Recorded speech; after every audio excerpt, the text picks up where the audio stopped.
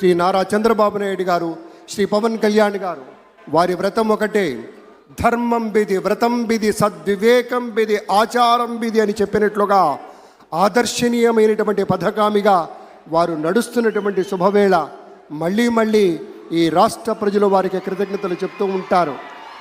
మన చంద్రబాబు గారు, మన పవన్ కళ్యాణ్ గారు ప్రత్యేకంగా కృతజ్ఞతలు చెప్పారు. అలాగే వేదికకి కుడివైపునున్నటువంటి ప్రముఖులు అందరి దగ్గరికి కూడా పేరు పేరున వెళ్ళి పలకరిస్తున్నటువంటి శుభవేళ.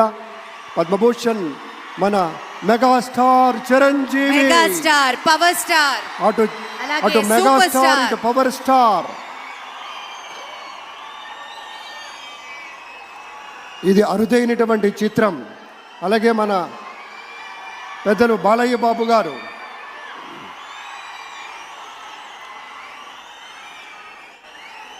సూపర్ స్టార్ తలైవ రజనీకాంత్ గారిని పలకరిస్తున్నారు ప్రధాని.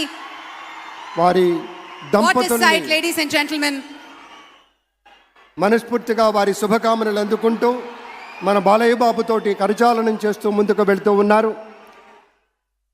వేదిక మీద అందరినీ పేరున పలకరిస్తూ రజనీకాంత్ గారితో ప్రత్యేకంగా మాట్లాడుతూ ఉన్నారు. ఇది ప్రేమ, ఇది అభిమానం, ఇది వాత్సల్యం, ఇది కృతజ్ఞత, ఇది గౌరవం, అపారమైనటువంటి విశేష గౌరవంగా మనవి చేసుకుంటూ అద్భుతమైనటువంటి వారి యొక్క దిశానిర్దేశకత్వంలో, మహనీయులు శ్రీ నరేంద్ర మోదీ గారి యొక్క దిశానిర్దేశకత్వంలో మన ఆంధ్రప్రదేశ్ రాష్ట్ర ప్రభుత్వం అగ్రగామి రాష్ట్రంగా నిలుస్తుందనటంలో సందేహం లేదు. అక్కడ అమిత్ షా గారు, ఇక్కడ మన వెంకయ్య నాయుడు గారు పెద్దలు వారిని పలకరిస్తూ ఉన్నారు. శ్రీ నరేంద్ర మోదీ గారు